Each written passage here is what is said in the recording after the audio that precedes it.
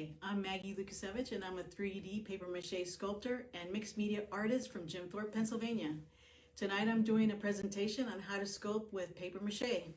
Hopefully you watched the video on making your own paper mache pulp, but even if you didn't, no worries. You can watch that whenever you want on the Carbon County Art League Facebook page. Speaking of the Carbon County Art League, we are a nonprofit, a 501c3 nonprofit group of people who are artists and art lovers, and our mission is to bring awareness to the arts in Carbon County and to be supportive of artists in Carbon County. So if you are interested in that, if that sounds like a neat organization for you that you'd like to join, go to our website. It's carboncountryart.com, and you can contact the league that way, and it's on you're going to mute it. I'm sorry. I have to talk to something. I can hear it. It's feeding back, so you have to mute somebody. I think it might be you got it? Okay, good. All right. So you can go on our website, and on there it tells you how to become a member. Quick little reminder: anyone who joins between now and any time in the next year, we are going to be extending all memberships from the Art League, all memberships through December 2021, so that way, if you have been a member since January or February, it's good until December 2021. And anyone that joins now, it's the same. And it's $25, minor donation, and it's a lot of benefit. So we're gonna do some quick housekeeping things, since this is our monthly meeting. This is the things that we would have covered had we had it in person. So the first one is our art switch out for the CCEDC. It's going to be next Wednesday, the 16th, from 9 to 11. From 9 to 11. And Cheryl Popek will be there to facilitate the switch out. If you're going to bring some artwork, make sure that it's ready to hang, and that it's all ready to put up. And we were talking about that it would be neat if you could if you have a business card or somehow put your business information on there, or your personal information on there. That way, if someone buys your work, they have a way to contact you directly, because otherwise they are buying it there. They're just paying CCEDC, and CCEDC cuts us a check and tells us whose work was bought, and then I send them a check because I'm the treasurer. And that way, the person that bought your work would never know how to get a hold of you unless they know you personally or something like that. So you want to make sure that you put your information on there so that they can get a hold of you, and you always make it easy for your collectors to find you.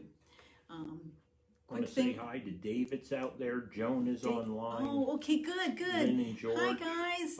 And James. Hi, Lynn, George, and James. And yeah, thank you guys for coming on. This is great. I almost feel like we're together again. This is awesome. And Joan and Dave, thanks so much for getting on. So the next announcement is our next couple months. It's the other one. You're turning it up. There you go. There you go. He's got to turn. I knew I heard the volume on somebody. So anyways, and so the next couple months, next month's presentation is Wayne Yurchak. He's a local artist. I know all of you know him. He's going to be presenting on 14 October from 6 to 8 right here, Facebook Live, the same way that I am. And you're going to be able to, as he does his presentation, it's going to be a Halloween-inspired painting. As he does his presentation, you can ask questions, you can ask him about technique, you can ask any questions about anything that he's doing. And just as you would do that for him next month, you can do that this month. If you have any questions about paper mache or anything that I talk about, feel free to make any, just type your comments in the chat box, and then my trusty assistant will let me know the questions. He'll interrupt me whenever something comes in, so I should be answering almost as soon as you send it. So the next on the agenda is, or not agenda, but on our presentations for the not October, but for the next one is November 11th. That is our elections. So, and it's also going to be a work in progress teleconference call. So we're going to make it as easy as possible for everybody to get on, and it'll be video as well as we'll be able to have audio as well. And so what we can do is do our elections, vote, and be able to do works in progress that whatever you're working on right now. So that would be wonderful if we can get a lot of people to come out and vote on the next elections. Also, if you're interested in running for any of the offices, we would have you contact George Dennis, and that's going to be in the email that's coming out next week. So make sure you look for that email. If you do not get an email next week from the Art League, then get in touch with do info@carboncountyart.com and let us know that you didn't get the email and that you want it. I think Cheryl, there might have been a glitch with Cheryl even. She said she didn't get it last month. So if you don't get it, please let us know, because we need to make sure. And that's at info@carboncounty.art. info@carboncountyart.com. And if you can't remember that, just go to the website and do the contact, and that will get us whatever your message you have. We are in desperate need of people to run whatever. Most people usually go and run unopposed, but we need you to run for an elected office. We have 2 members, our trustees that are on the board that are not going to continue next year, and that's Claudia Ebert and Marianne Schaefer, which we are so grateful for both of them being on the board. They did an amazing job, and we are going to miss you dearly. It's going to be really hard to continue without you, but if you are in any way thinking that you'd like to give back, this is the way to do it. We are desperately in need of people, and you have heard Sarah beg for people to fill in some offices, and I guess that's what I'm doing right now myself. I am begging you to please consider joining our board, and if so, you contact George. All right, and the December. What's that? Carla just tuned in. I saw Carla. Oh, Carla. Yep. Hi, Carla. Good to see you. There's a few of us on here, so that's great. And then for the last thing, and this will be on our website. So even though you're watching it now, if you came in late, a little bit late, like Carla did, you can always go back after it uploads and you can watch it from the beginning just to catch whatever you missed. That's not a big deal. December 9th is our member holiday mixer. It will be here at my house and actually upstairs. We're down in my basement, so that'll happen as long as COVID restrictions are not on lockdown again. So and that goes along with Wayne. Well, Wayne, we should be able to do it regardless. And November 11th, that's going to be a teleconference, so that'll go as well. So the mixer is the only one that's up in the air as far as if they decide to lock us down again. Who knows, right? Now, with the announcements out of the way, let's get started. So first, I'll explain the project we'll be working on, and then I'll get into the history of Paper Mache. And we're gonna start out with, okay, so just like anything, when you build a house or you make anything that has to have some sort of structure, you need a foundation, correct? So if that foundation isn't straight or level or whatever, your house is not going to stand because it'll be crooked and it'll eventually fall over. And the same thing is with paper mache sculpture. If you don't have armature that can support your structure, then it's not gonna work. Okay, so you can use and these are things around the house. Here's some wire hangers that we had from the dry cleaners. And some people use chicken wire, other people use, well, this is another thing that I'm working on. So it's not going to be a polar bear, I promise. This is just the paper mache when it's dry. This is what it looks like. And you can hear it's pretty solid.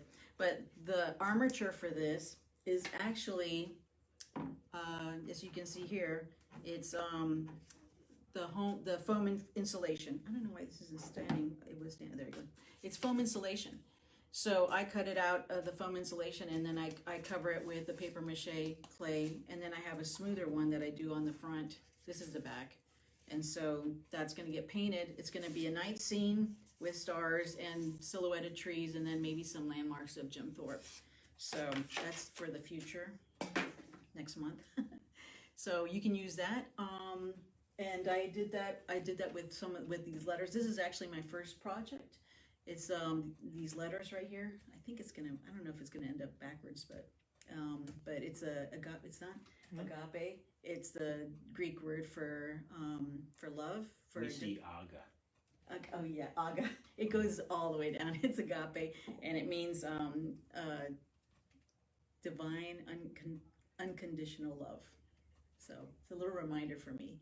And I made this trout, rainbow trout tail, and then this mermaid with the foam insulation. So you can see it doesn't necessarily have to stay flat the way that the bear was. So, all right, so that's your armature.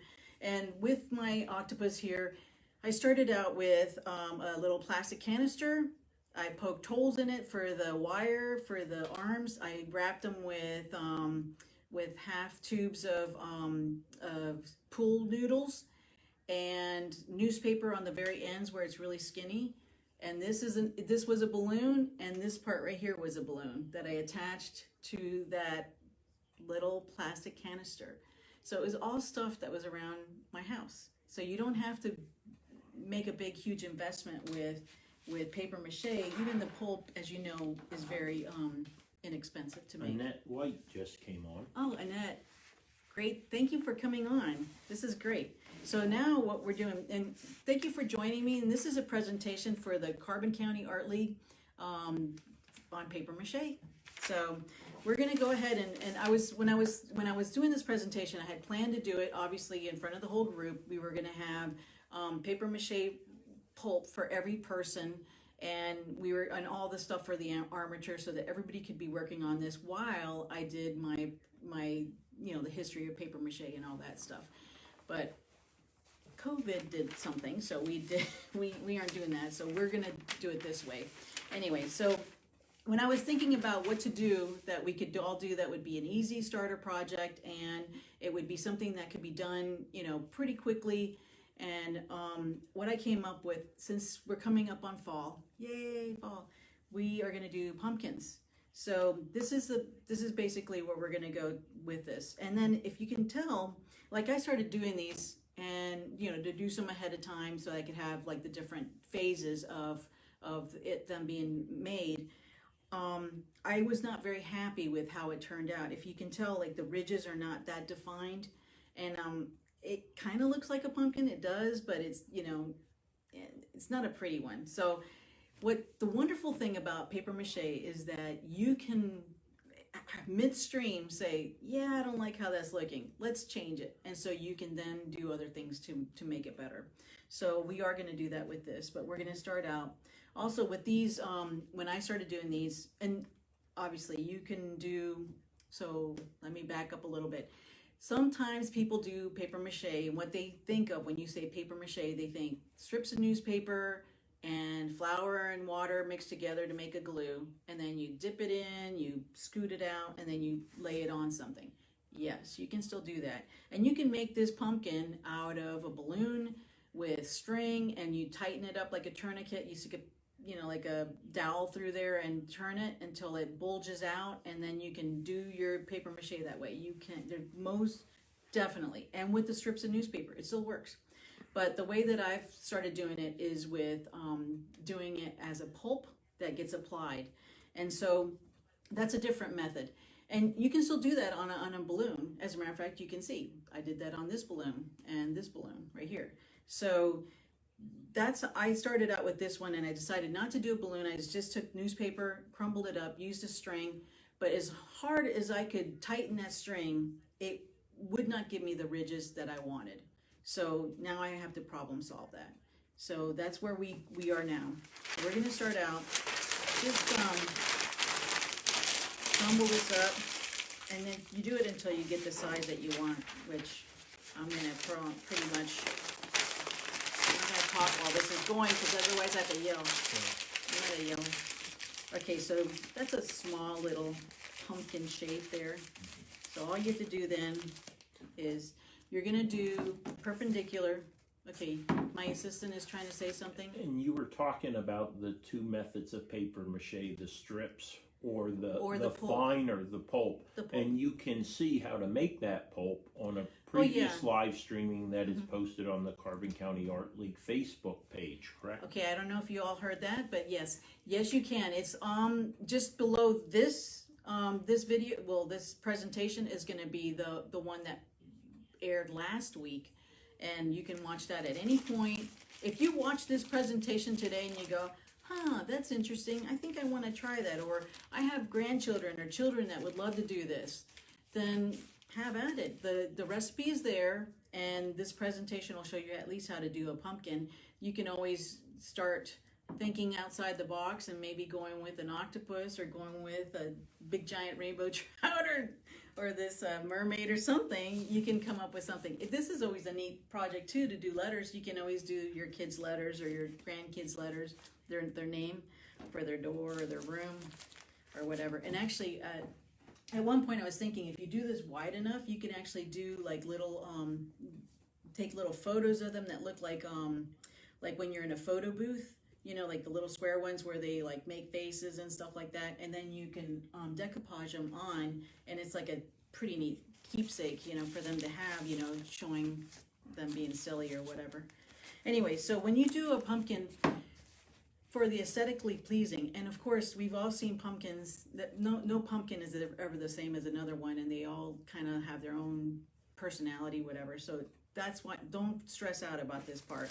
But for an aesthetically pleasing pumpkin, usually do an X or a cross at the top, and then you're going to make it into an X. And, you know, so you're going to do diagonals, and you're going to do the cross. So that's how you start out.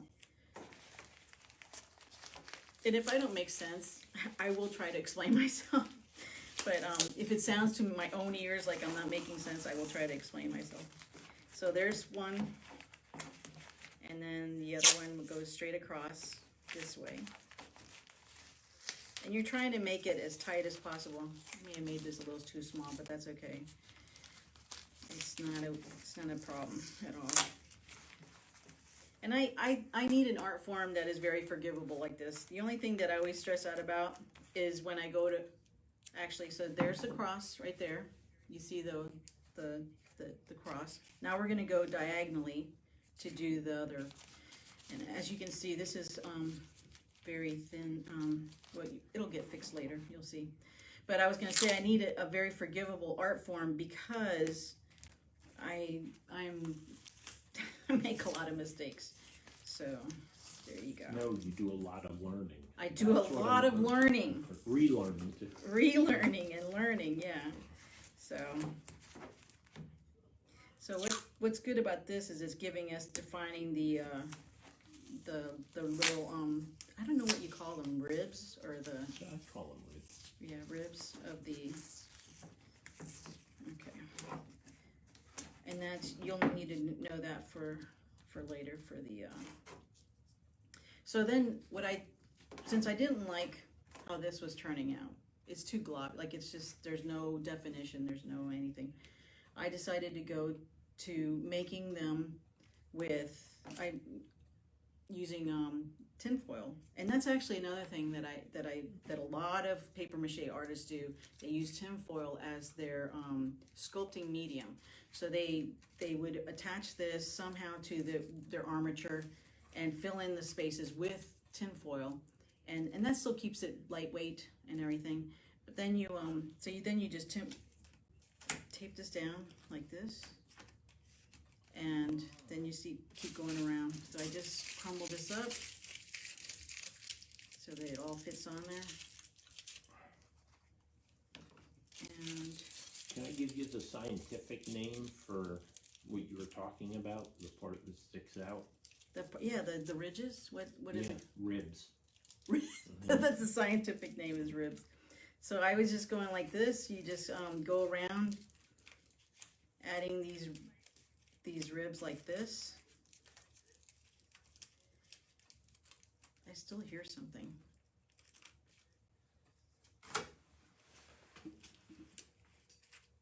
Okay, there we go.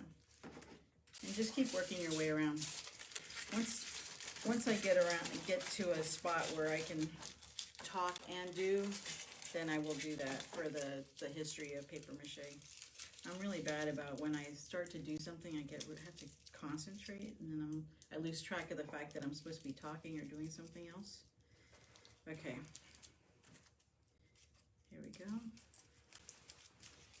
And see, as you can tell, I'm not like doing this like super perfect or anything like that, because all of this can be molded, and whichever way that you feel like it needs to be worked to make it look better.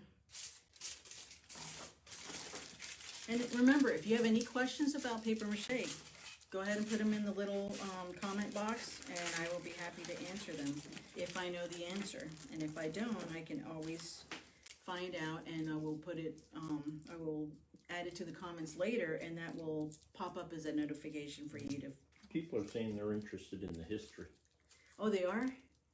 Okay, I'll get to it in just a minute. Well, okay, I can start now, I guess. No, that's fine. Because I don't want to like get to the point where I'm like having a hard time concentrating on the doing this. Get to an appropriate point. Yeah. I'm just trying to get this one done so that I can then move on to the next one and show you how to apply. Oh yeah, Chris Lukasevich just said history, please. I just saw the comment pop up. Oh, you did that? I did too. Yeah. Oh. Thanks, love. Well, I love history, so I came for the history. Well, you guys, I think you're going to be shocked at the history of paper mache, actually, because it's pretty amazing. Okay.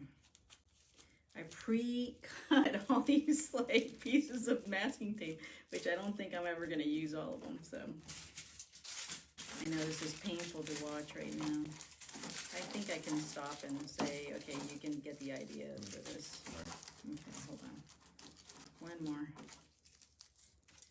And I know this is kind of crafty, not so much artsy, but it's true.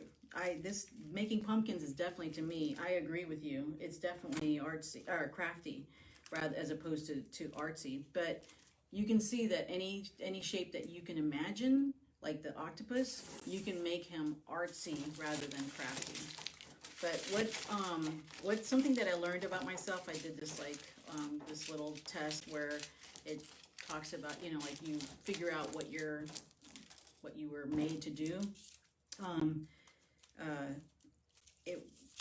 It said I was a craftsman more than an artist, which is basically you're more into the making aspect rather than than just creating the art. So this is right up my alley, and I didn't do enough pieces of tinfoil, but that's a good thing because I'm just going to leave this how it is. So you can see the concept. It's going to have these ribs, and when and then you have to, at this point, you have to cover all the aluminum foil. I keep saying tinfoil, but aluminum foil in masking tape, because there is no paper mache on this earth that will stick to aluminum foil. So you make sure you cover that all up with. So there you go. See, it's cute so far, right? All right, so then we're moving on. So this is what it would look like if we had sat there and like covered all those. I will do that later, actually. I will finish that one and cover it up with. So there's no aluminum foil showing on any of this. Don't turn it so quickly. Oh, I'm sorry. Just be a little slower. There's no aluminum foil showing on any of this. And if you see, some of these ridges are really pronounced. Ribs are. Wait, so the ribs are they the ribs the part that sticks up, or is it the little valleys? No, the ribs are the part that sticks out. That sticks out. Okay, so you see some of them are very pronounced. I actually like my pumpkins that way because it, I don't know, makes them look more pumpkin-y. But you can flatten these down as much as you need to. And also when we go to use the paper mache pulp, we can fill in this valley area right here between and make it less pronounced. Each rib represents a row of seeds inside the pumpkin. Oh, that's so cool. Huh. All right, so each rib, you heard that. They can hear. They can hear you. Yeah, that is a neat little known fact, or factoid. less known fact than I didn't know that anyway. That's really cool. That's cool to think about. Anyways, so here's the paper mache pulp that we made last time. Actually, I made like 4 batches because I was making different ones for different points of the presentation for the video. So I ended up with like 4 batches. So I have to really use it. It lasts for a long time. Like I've gone 6 months and before using it, and it's still good. We have a refrigerator full of it. We have a refrigerator full of this now, and also another. In the research for, so you're just going to watch me. I'm going to be putting this on. In the research for coming up with, once I decided, let's just make pumpkins.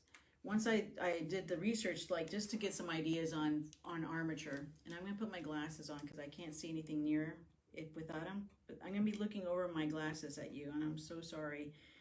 That's so weird. Anyways, I stumbled on a recipe that this guy uses to make his pumpkins, and it's more of a sculpting medium, which is what I had been really wanting. This was a great way to start out, doing it this way, and as you can see, it's so sticky you cannot use your fingers, otherwise it'd be on your hands. You try to put it on, it would come right off. It would be on your fingers. So you have to use like a offset spatula or anything like that. So yeah, you use an offset spatula, which you can see it's like offset. If you are a cake decorator, you have a lot of offset spatulas that you can use with that too. This is basically what you're doing is like icing a cake, except you press down a lot more than you do when you ice a cake.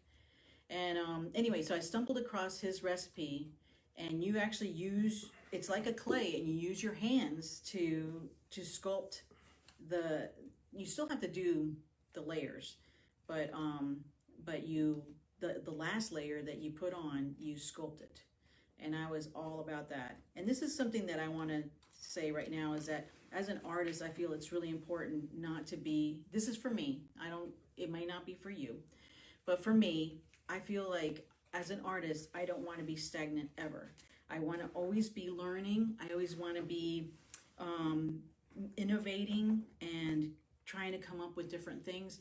This time I got it from somebody else, but it would be great to also come up with things on my own as well, which I did a little bit with the recipe. Since I didn't use toilet paper, I used newspaper instead, and then coming up with the amounts of how much newspaper you needed for the ratio to be correct. But that's still, I think it'd be neat, just like someone that I'll speak of later came up with their own little twist on paper mache, and it became quite a big deal, and I'll talk about her later. But okay, so now we're going to be doing this. I'm going to be spreading this on, and I'm going to go now into the history of paper mache. So paper mache, I don't know if if you can see the screen.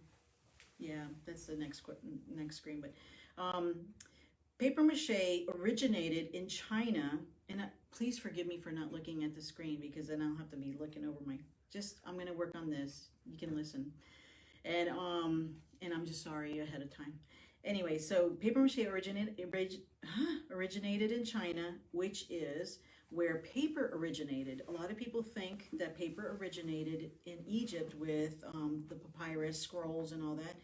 It did not. It was in China before the Egyptians. And the Han Dynasty, sometimes it'll roll off like that. The Han Dynasty they have found paper mache that dates back to the Han Dynasty, which is 202 BC. So if you think about it, potentially, you just missed again. Potentially, I don't think this is true, but potentially my octopus could last, I don't even know how many. As long as the Ming Dynasty. Yeah, yes. Centuries. I love the thought of the longevity of paper mache, that it's not something that you do and it wrecks on you like a couple years later. It actually, if you do it right the first time, it'll last forever. at least your generation, if not yours and your kids or whatever generation. So If I can say, you just have a pop-up on your screen that says take the trash out. That's Just a little saying. reminder. Trash day was supposed to be tomorrow, but since Labor Day, it's on Friday, so that is an inaccurate pop-up reminder. Well, it could have been a good reminder for everyone else who's watching also. Right, In if your case if your trash day is tomorrow, or Right. was today, and then it's actually changed to tomorrow because Right, of Labor yeah. Day. There you go. Okay, so the Han Dynasty was in 202 BC. They have actually found pieces of paper mache that date back to that dynasty, and the purpose that they used it for. There's nothing up there, just so you know. The purpose that they used it for was on their helmets. They found that they layered paper and lacquer, and that made super, super, super strong helmets that you could not put a sword through. If you think of the ply, of all those plies of paper, and a sword just going like that, it can't cut through that many layers, especially with lacquer in between. It can't do it. And so that was crucial for their soldiers to have that as a protection. And from China, the paper mache then spread to Japan, and the Japanese started doing this method where they actually didn't just use it for their helmets, for their samurai. They used it for their armor as well. So a lot of times when you see the samurai with the armor, it's all paper mache, layers of paper with lacquer. And in Japan, they did this black lacquer, and that's very that's still seen today, like that black lacquer that the Japanese started way back. So then also it spread to Persia, which is modern day Iran, and they used it for masks and festivities, like for decorations and things like that. And then from there, it kept spreading westward, yeah, and hitting eventually Russia and Eastern Europe, and then Europe. In Russia, they have a very large tradition of gilded, lacquered paper mache boxes that the artists who produce them are so well known. There's four towns in Russia that, or villages, whatever, that for it to be an authentic piece, it has to be signed by one of those artists that are known in that town. And yeah, very collectible, very and that's to this day. These four towns are very well known throughout Russia and abroad to those who collect those things. Anyway, so real quick example here. See how this rib was so raised right here, and I kind of smoothed it over so that it wouldn't be quite so pronounced. So that you'll still see the rib like here, but it won't be as drastic. But I still like it like that too, where it's really deep. Anyway, so let's move on.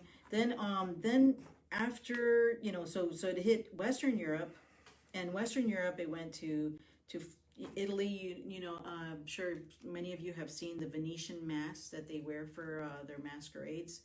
They're gorgeous. They are very, very highly decorated, and that's one purpose that and it's so funny, like during the beginning of COVID, every time people said masks, I always thought of the Venetian mask, and I was like, why are they talking about Venetian masks? I know it sounds really bad, but dumb, but that's where my brain was. It was not on COVID and wearing face masks that cover your nose and your mouth. It was, Venetian masks, and I always thought of like the one of the doctor too, you remember the doctors would, during the Black Plague, they would wear those masks with the big beaks, and they look like these birds of prey or whatever. Those big beaks actually were hollow, and inside them they had herbs that would help them to mask the smell of the people that they were supposedly helping during the bubonic plague, because apparently it was the boils that would break out were really disgusting and smelly, because it was, putrefying flesh basically. And so that's what those masks had on the inside was herbs and things to smell good, so they didn't pass out. So France, in France, the paper mache was pretty popular, to the point, and all these places were basically getting their paper mache from China. Well, France got to the point they were like, okay, we really like this stuff. We want more of it. We're going to make it ourselves. So they started producing items of decor and things like that. And actually, paper mache, the name of it, even though it originated in China, is actually French. And it means chewed up paper. And that's why, because it looks like, if you see, there's like a texture on the octopus. I don't know if you can see that.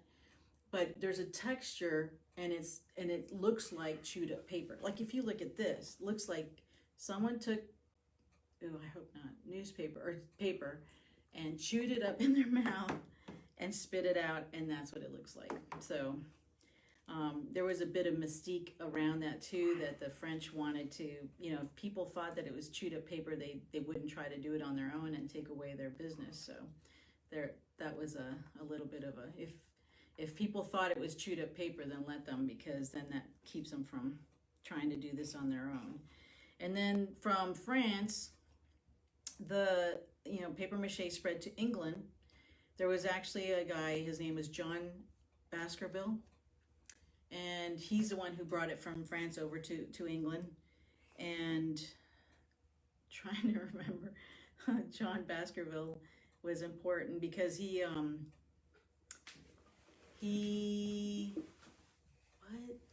I can't remember. He's important. He brought it over in 1740 to England. And one of his assistants, his name was Henry Clay.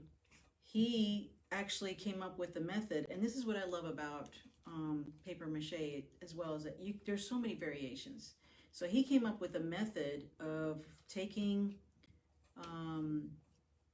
basically like panels of paper and doing this heat process on them that would make them as hard as wood. And then they were making furniture. They were making, so it went away from just items of decor. It actually went to furniture and durable items like that. One of England's gentlemen, a man named William Allgood, he was a Quaker in Northamptonshire. I thought it was cute because it was very close to Northamptonshire. He was credited with bringing it to America, and again in America, a lot of it. Oh! I remember now. Sorry. So going back to John Baskerville, he perfected the Japanning method. So. Yes, which would be like a lacquer. Yeah, the black lacquer look. Lacquer. And if you remember from history, from world history, I don't know if you guys remember this, but there was this is all like in the 1700s, 1800s. It actually didn't really take off until like the late 1700s and early 1800s is when paper mache really started like kicking it big. But during that time frame in world history, there was this love of Chinese or Asian things. Anything from the Far East was like thought to be so mysterious and so wonderful. They actually named the period, and of course it's the French that named the period, and I pronounced terribly. I butcher in French, but it was the chinoiserie,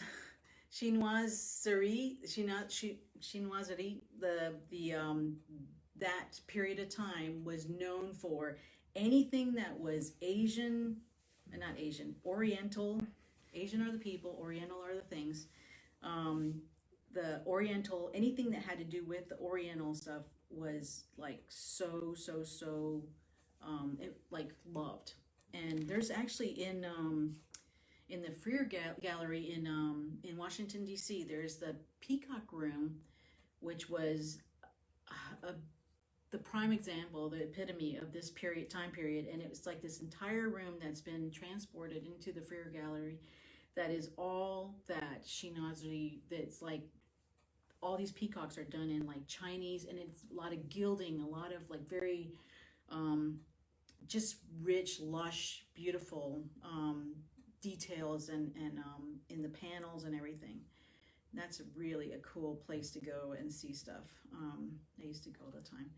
Anyway, so I didn't know how much you wanted me to interact with you. well, if there's questions Well, or no, I anything, was sure. just thinking Yeah. of John Baskerville, and if I Yeah. recall, he was better known as a printer and a type designer, not to be confused with a typographer, you know, because he did typesets. Right, and see, the thing is, he dealt with paper, and I think that's where all of this took off, is when you're involved in paper, then paper just, everything having to do with paper is pretty interesting, so. Okay. But yeah, that was John Baskerville. So William Allgood, he's the one who brought it over to America, and little did he know that in the in the early 19, I want to say 50s, 50s or 40s, there was a little girl that was Italian descent, and her name was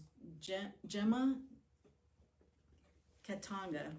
I can never say her name, but if you need to know the spelling, I will be happy to put it in the comments later.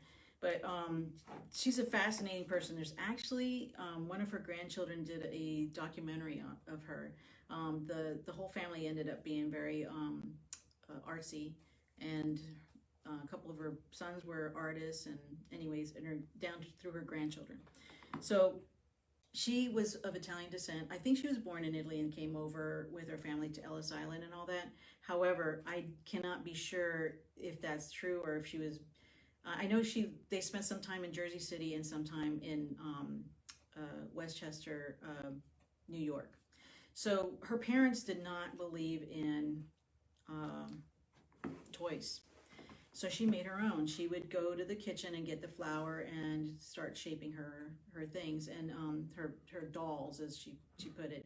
And her dolls, actually, she entered not a competition, but there was an actual. It was in the documentary where she has a picture of with a display of all her dolls, and they had entered into a show and got a lot of positive reinforcement through that. She would make these dolls either with empty heads or with regular heads that were like busts, and they're called busts now, Gemma's busts. And you can actually, if you Google her, there are actual her original busts on eBay for sale, and you can still get them, and they're just really sought after. So she ran away from home when she was 14. Apparently her home life was not very nice.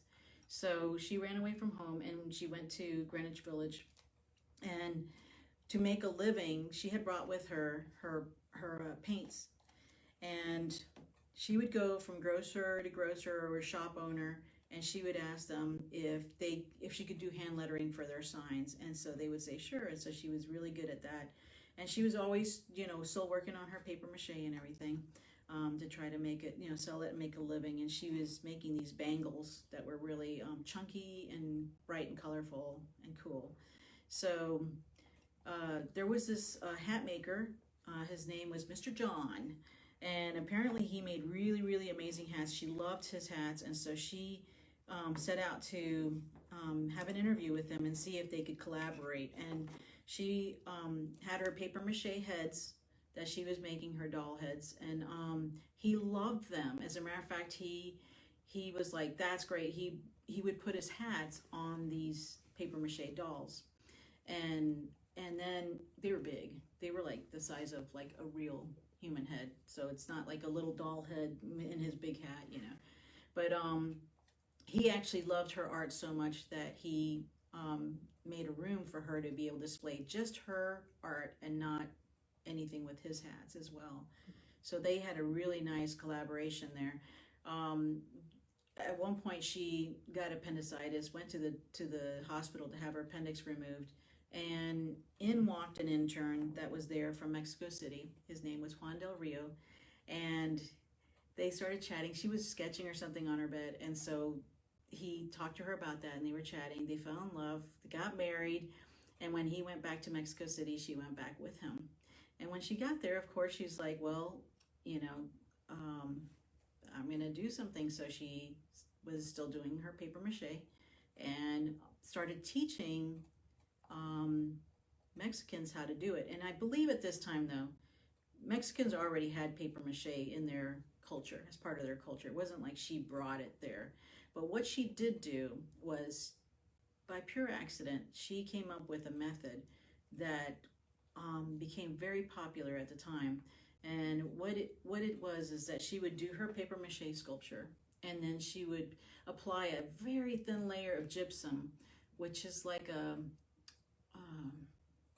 not sheetrock, but it's like gypsum. It's Gypsum? like porcelain. It's the stuff with cast. I'm losing my brain here. What you do cast with? What do you use to make a cast? Plaster. Plaster. There you go. Thank you. So it was I couldn't think of it. And so she would do a very thin layer of gypsum or like plaster, and then she would sand it to be as smooth as a baby's bottom. And then she would apply this coating, this varnish of Elmer's glue of all things. And I'm thinking that their Elmer's glue back then was a little bit better than ours. I don't know. I don't know about using Elmer's glue as a varnish for my stuff. Anyway, so one day she was working all day. She was really tired, and it was at the end of the day, and she was just like, got a little sloppy, put extra on, usually she would do a very thin coat, but this time she was just slopping it on, left, came back the next day, fell in love with the effect because she walked in and that piece that she had done like that actually looked like porcelain. And that's what she was loving. That's the look she was going for. So she started showing that to the Mexicans that worked with her and for her, and they would learn from her and then kind of quit and then may open up their own places, which kind of hurt her feelings a bit. But at the same time, she created this whole cottage industry that to this day is still a thing. I mean, there's these towns in Mexico that have their paper mache art look like Gemma pieces, and it sustains so many people's lives because of giving them something that they can do for income, which is amazing. I personally I think that's really great. If anyone can learn something that I do, like from something that I do, and then make a living off of it, I would be so excited for them. I think that's great. So anyways, Gemma left Mexico and went to California, where she continued to teach and do paper mache for the rest of her life. I think she died when she was 88 or something like that. But she was pretty neat. The documentary that her granddaughter made came out in 2019, and it's called Spiritual Lasagna. So she was quite the odd bird, but it was really cool. She seemed like a very sweet person, but definitely a little out there.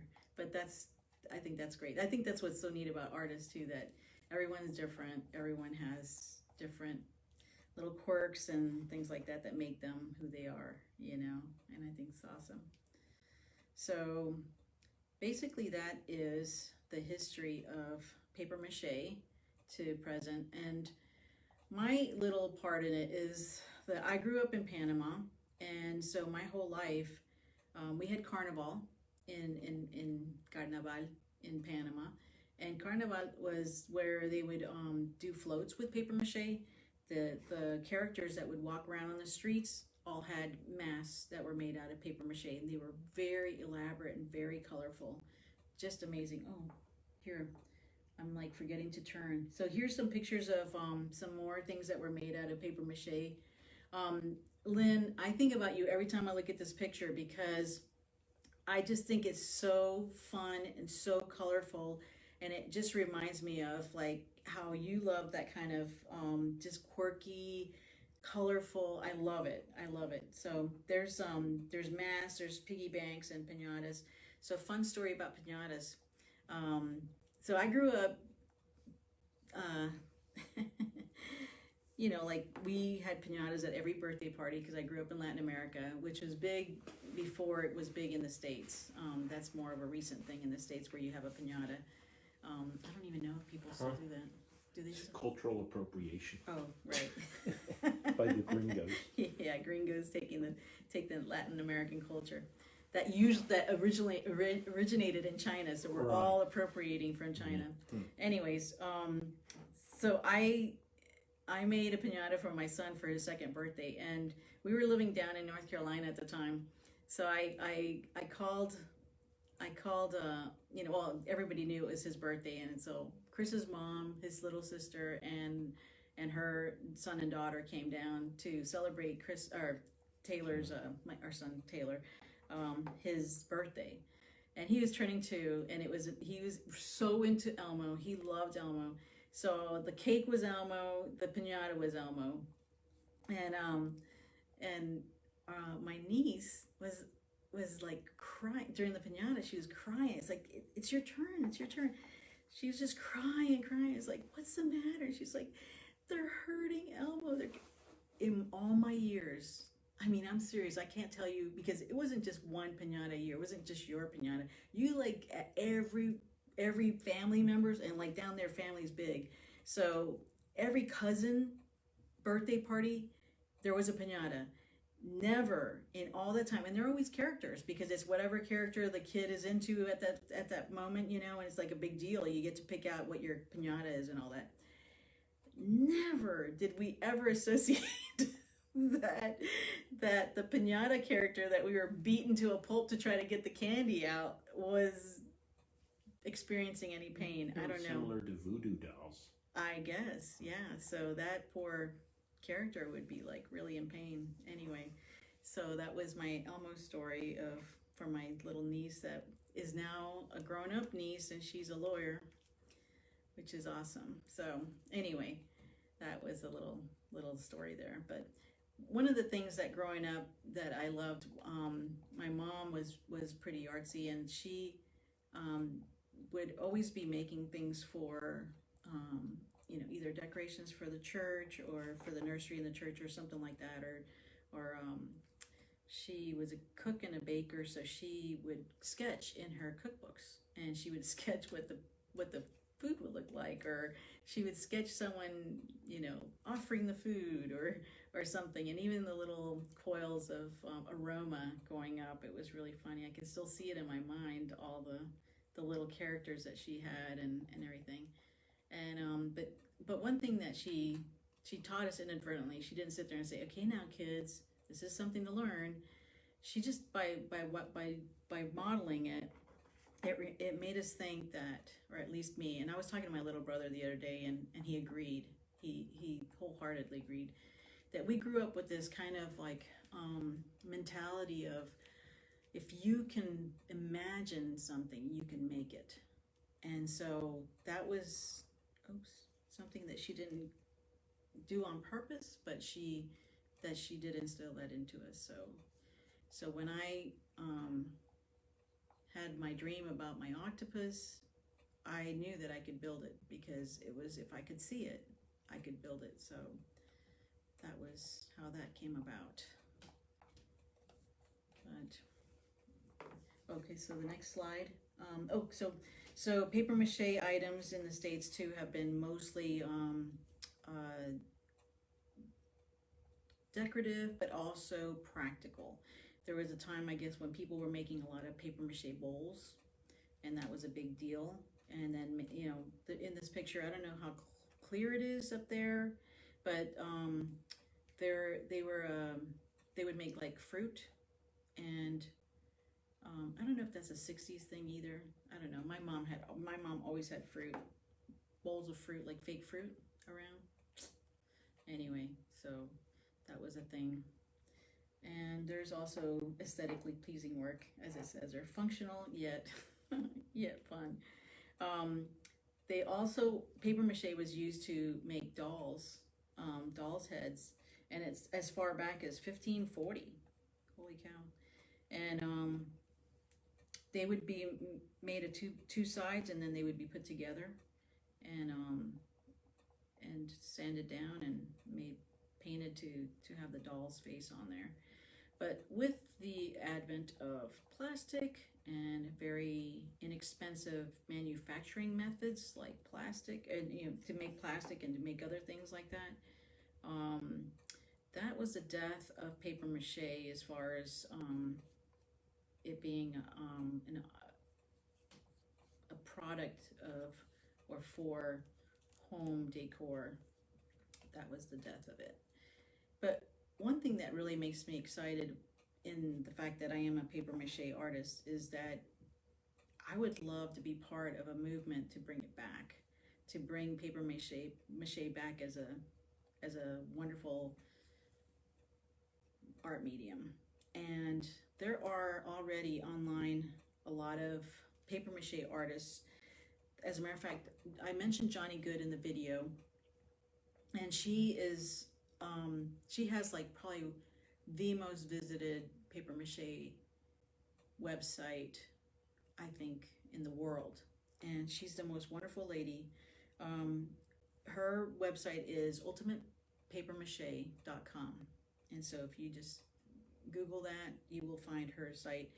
Hundreds of paper mache artists go to her website and post pictures of their paper mache works. And it's they have like a maker's gallery, and it's amazing all the things that people make with paper mache. Very, very wonderful. There's tons and tons and tons of Facebook pages that are about paper mache, and and I'm a member of a few of them.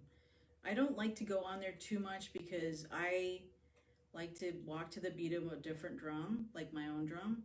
And I think a lot of times, sometimes, when you see something that someone else has done, it kind of inspires you to do something, which is a good thing. But sometimes, I don't know, I don't like necessarily doing what other people do. I like doing my own thing. So anyway, it's still good to learn the techniques that people use at times. And like I said, I'm still on the Johnny Good, on the Ultimate Paper Mache website quite often. So I see how, because people explain their process, how they do whatever they did, and it's neat to see.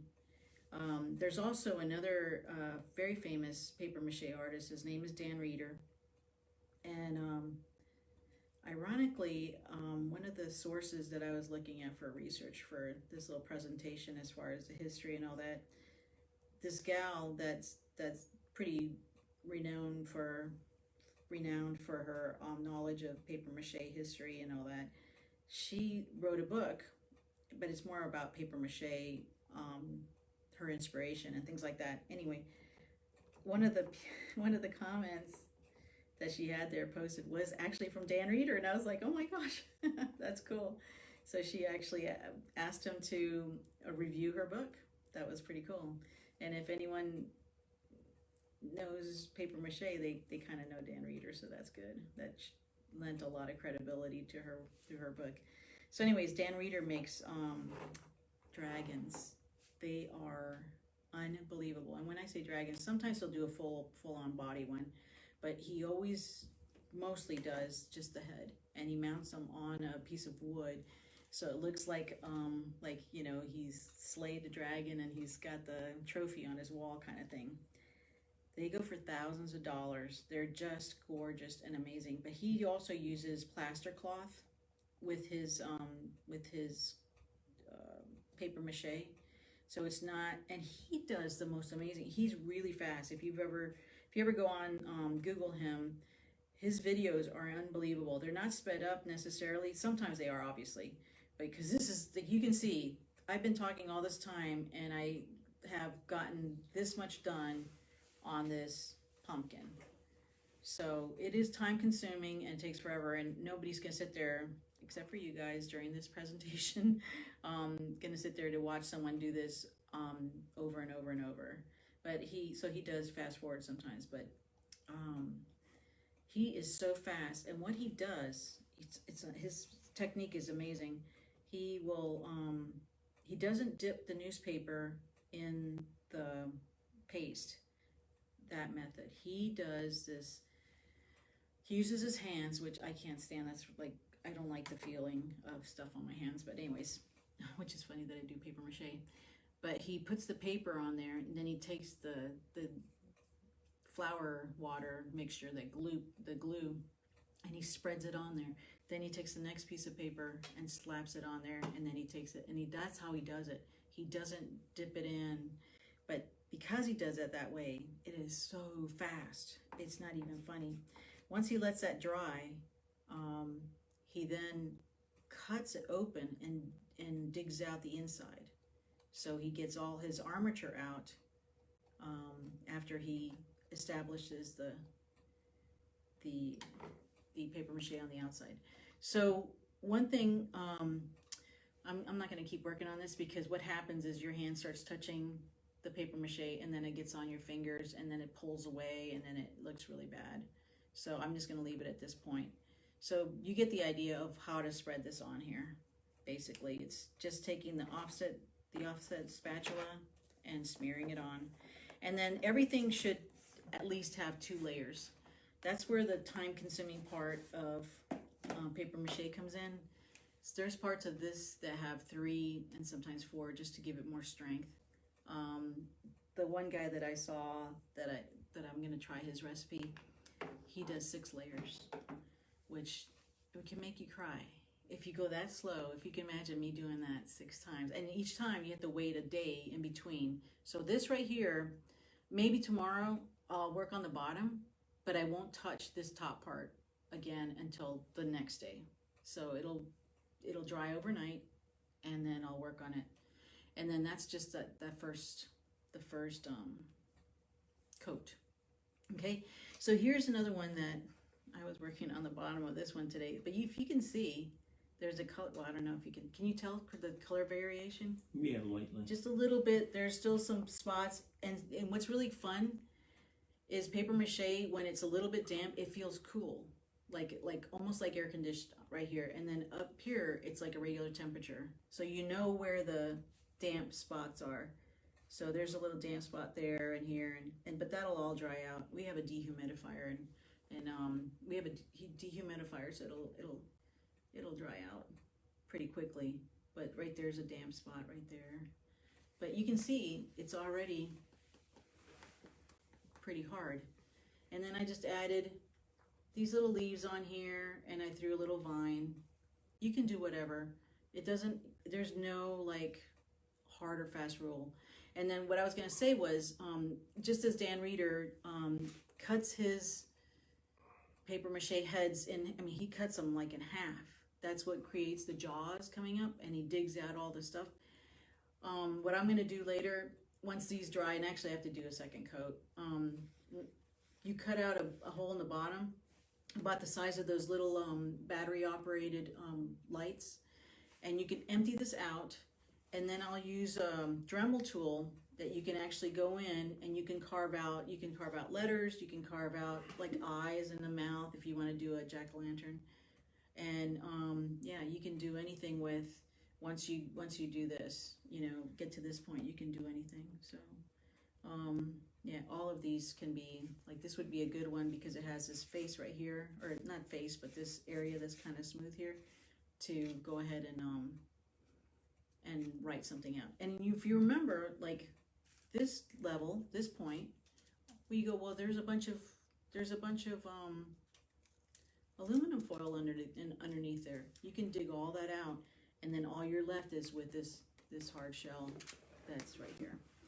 So, what time is it? It's only 7 o'clock. Oh my goodness.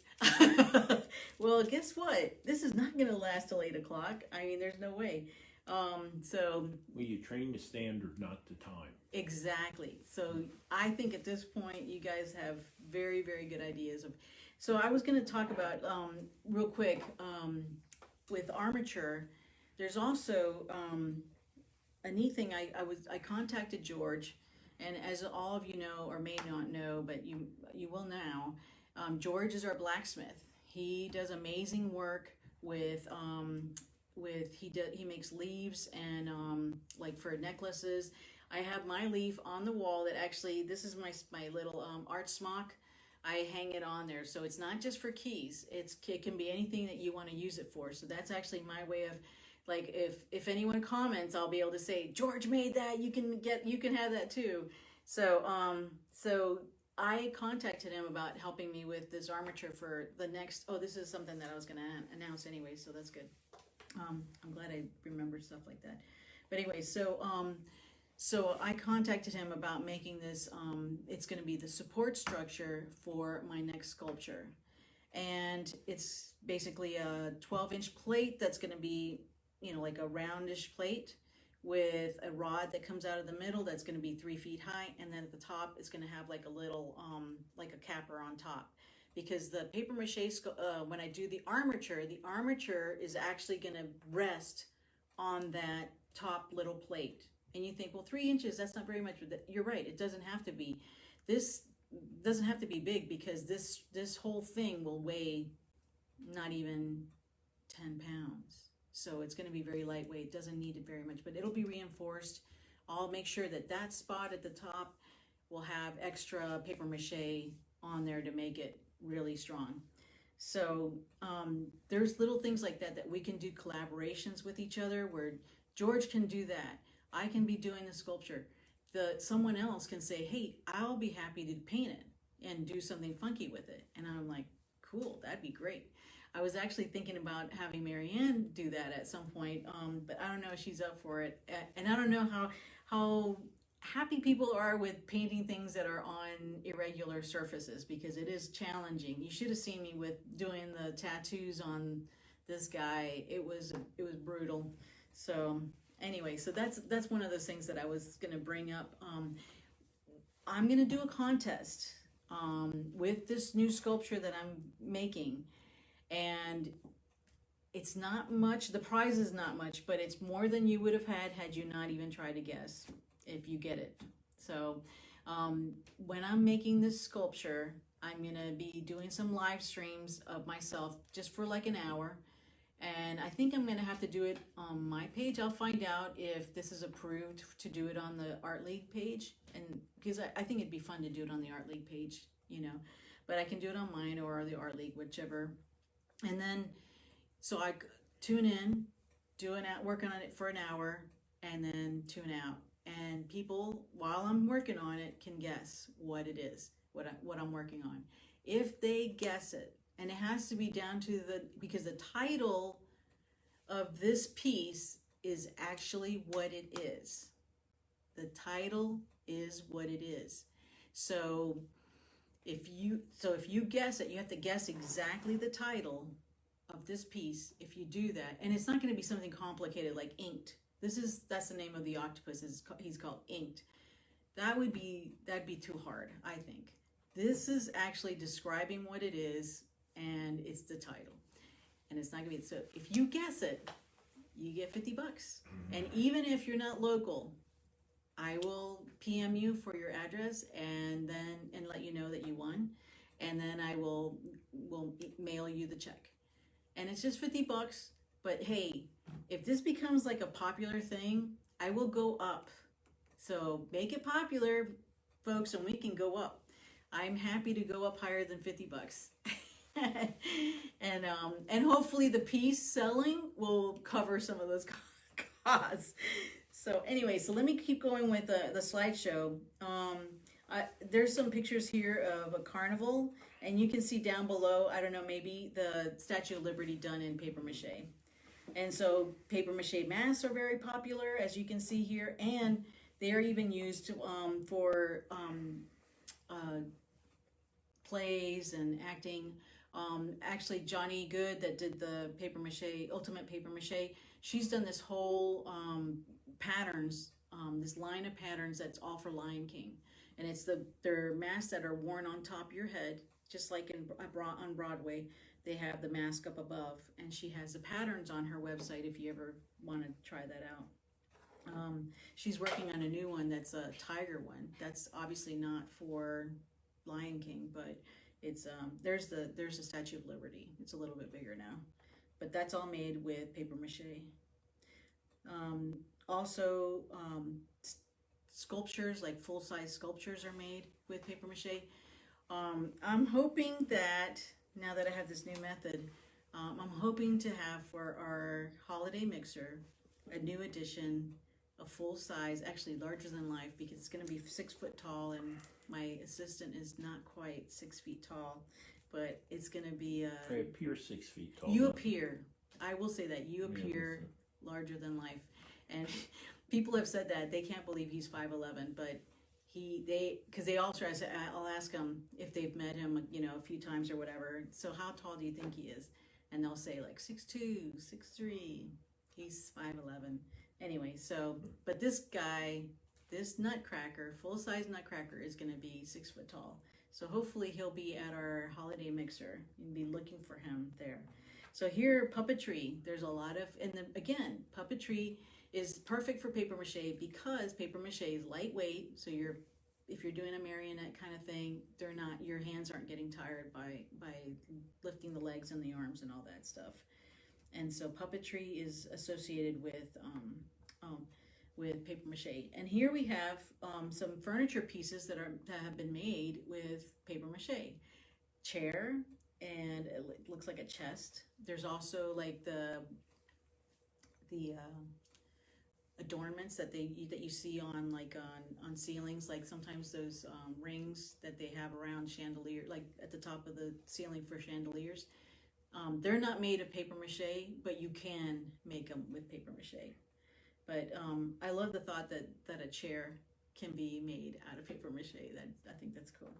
So anyway, so this is talking about the Russian paper mache work, the decorated boxes that are lacquered. And they have the names of the towns, but I'm not going to try to do the Russian pronunciation of that. That's craziness. But they use gold leaf highlighting, intricate gold leaf highlighting. And it made me think of Cheryl Popick. She just posted on Facebook one of her recent works that she used gold leaf on. And it would be so cool if she would show us all in a presentation how to do that.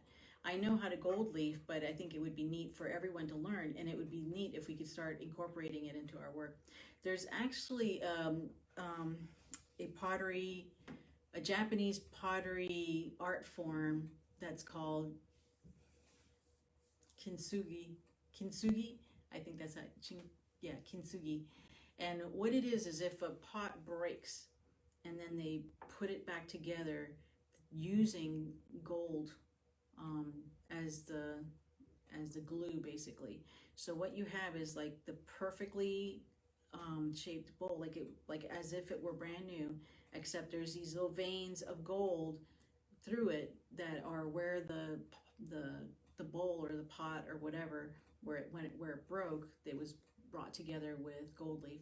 And that's something that I could replicate. Actually, I could make a bowl and use gold leaf, like very thin veins of gold leaf throughout it, and it would look like a kintsugi. I might be saying that wrong. I'm not sure of the pronunciation. Yeah, I don't know. So in this picture here, you have at the top, you have the Russian enamel boxes, but then at the bottom you have, it says items from Asia, and those are lacquer boxes. The ones on the left are from Korea. And when I lived in Korea, they have their paper mache there is called hanji, and hanji is both 2-dimensional and 3-dimensional art. And so they actually would do these scenes with all these like 3-dimensional characters, and that was all made with paper mache.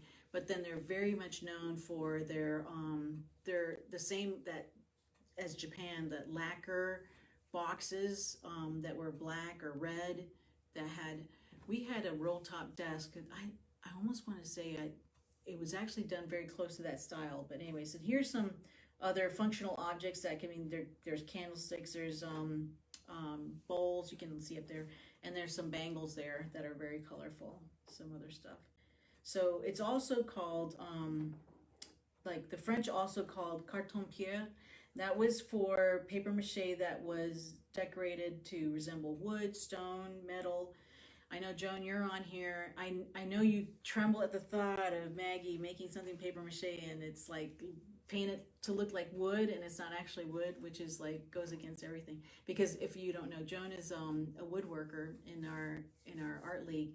She does amazing work. Does bowls, and she also makes carves out little Santas for seasonal items.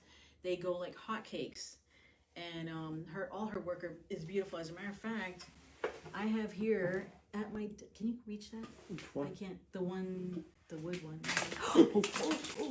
Okay, forget it. What do you want? I got it.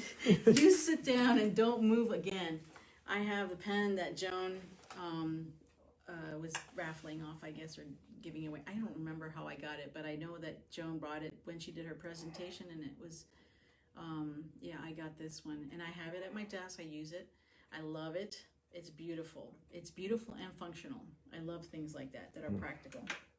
So, so gilded paper mache began to appear in Europe in 1725, and that was like really popular. Here you have some japanned pieces that we were talking about earlier, the japanned pieces. You have like this table right here on the end. You have this chest right there and that urn. Those are all, they were done with a heavy black lacquer. Then here's talking about Hanji in Korea. You have the different examples. On this page you have the boxes right here that were two-dimensional, and then here's a character. That's where they would take the bark from the mulberry tree and they would beat it to a pulp, and that's the pulp. That's where that saying comes from, to beat something to a pulp. They would beat it to a pulp, and that was what they got the paste to make their paper mache.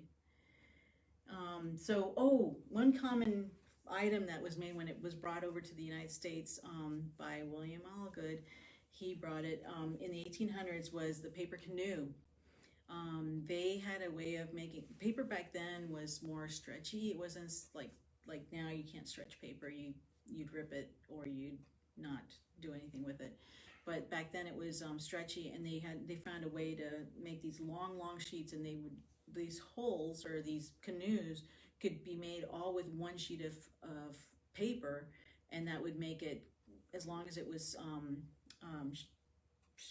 like, what do you call it, varnished or whatever, lacquered, that it would make it waterproof, and they would race them, and they would be fast, and it was really popular. Also, another use that I'm sure I didn't know this until I started doing research, was that for observatories, you know that dome that's on an observatory, and then when, obviously because they look at different parts of the sky, the dome has to be able to rotate. So that dome has to be lightweight. And back then, of course, everything was stone or it was brick or something.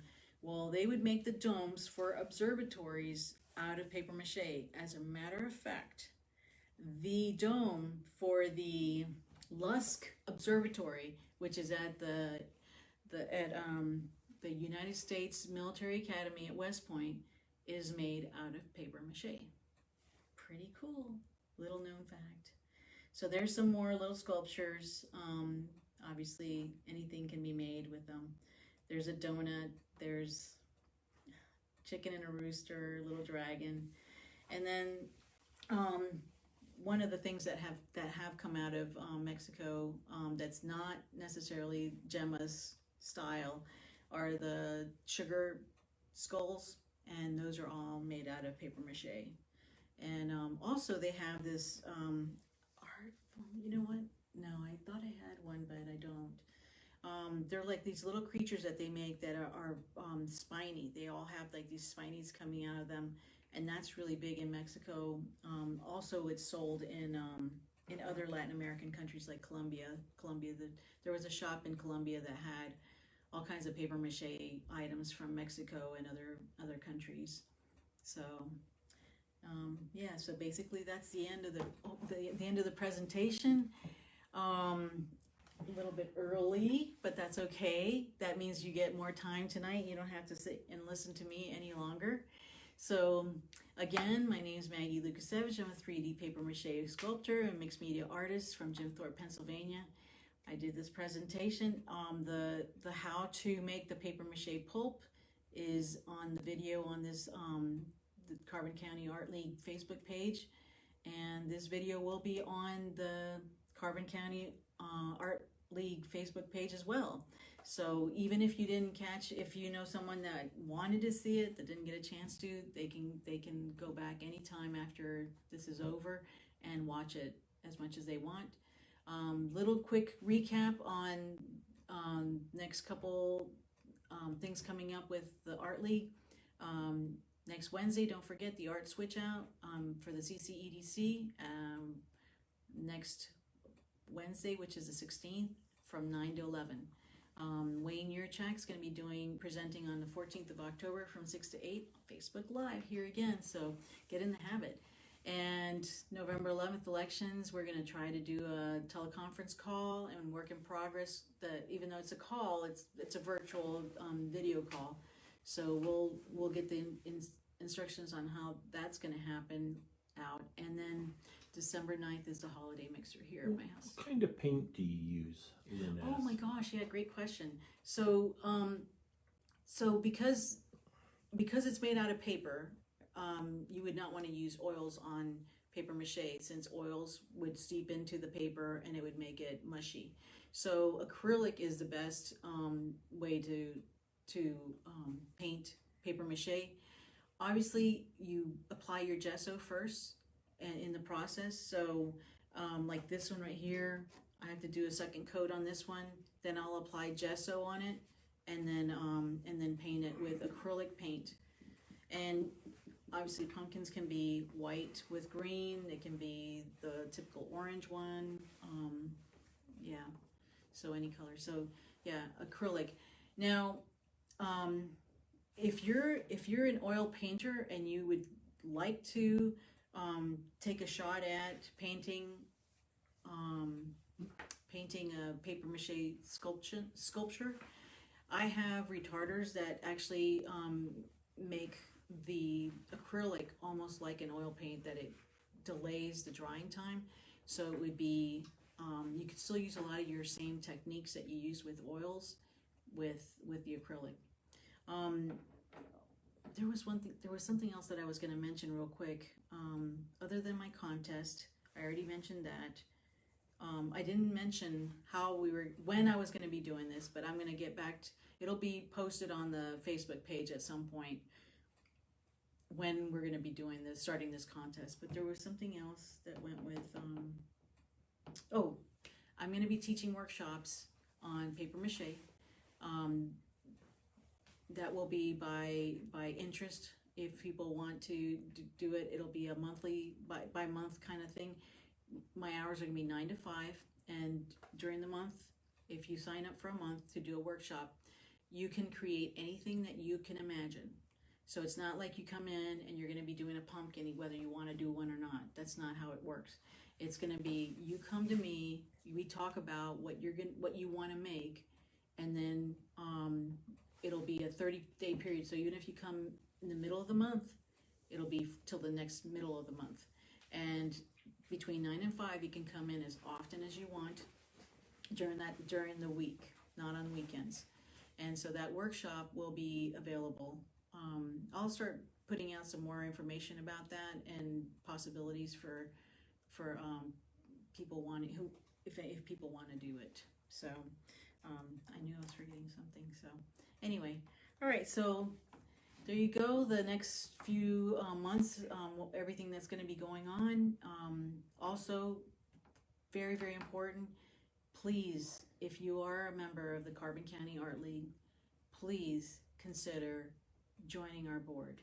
It's a very exciting place to be, an exciting board to be on. We get a lot of things going for our members and for the community.